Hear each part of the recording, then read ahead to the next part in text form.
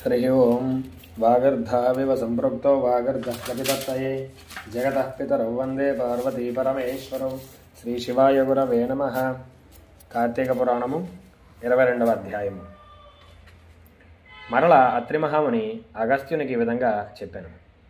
పురంజయుడు వశిష్ఠుల వారు చెప్పిన ప్రకారము కార్తీక పౌర్ణమి రోజున శుచి అయి దేవాలయమునకు వెళ్ళి శ్రీమన్నారాయణునికి షోడశోపచార పూజలు చేయించి హరికీర్తనలు పాడి సాష్టాంగ నమస్కారములు నర్చి ఆ రాత్రంతా భగవన్నామ సంకీర్తనలు చేయుచు జాగరణ చేసి సూర్యోదయం అవగానే నదికి పోయి స్నానమాచరించి తన గృహానికి వెళ్ళాను. ఆ సమయమున విష్ణు భక్తుండగు ఒక వృద్ధ బ్రాహ్మణుడు మెడ నిండా తులసి పూసలు ధరించి దండలు ధరించి పురంజయుని సమీపించి, రాజా, నీవు వెంటనే చెల్లా చెదరై ఉన్నటువంటి నీ సైన్యమును కూడా తీసుకుని యుద్ధ సన్నద్ధుడివై నీ శత్రురాజులతో పోరు సల్పుము, నీ రాజ్యము నీకు వచ్చును అని దీవించి అదృశ్యుడయ్యను. ఇతడెవడో మహానుభావుడు వలె ఉన్నాడు అని ఆ మాటలు నమ్మి యుద్ధ సన్నద్ధుడయి శత్రురాజులతో ఘోరముగా పోరాడను.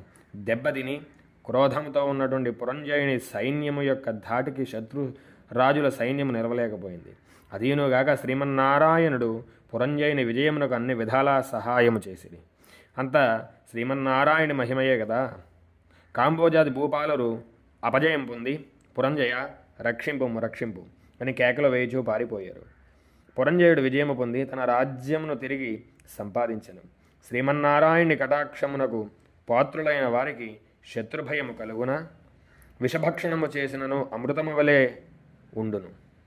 ప్రహ్లాదునకు విషమివ్వగా శ్రీహరి అని ప్రార్థించి త్రాగగా అమృతమైపోయినది కదా. శ్రీహరి కటాక్షం వల్ల సూర్య చంద్రాదులు ఉన్నంత వరకు ధ్రువుడు చిరంజీవియే కదా. హరినామస్మరణ చేసిన వారికి శత్రువు మిత్రుడగును, అధర్మము ధర్మమగును, దైవానుగ్రహము లేని వారికి ధర్మమే అధర్మమగును, త్రాడు పామే గరుచును. కార్తీక మాసమంతయు నదీ స్నానం అనరించి దేవాలయంలో జ్యోతిని వెలిగించి దీపదానము చేసి సర్వ విభుత్తులు పటాపాంచులగును, అన్ని సౌఖ్యములు సమకూరును.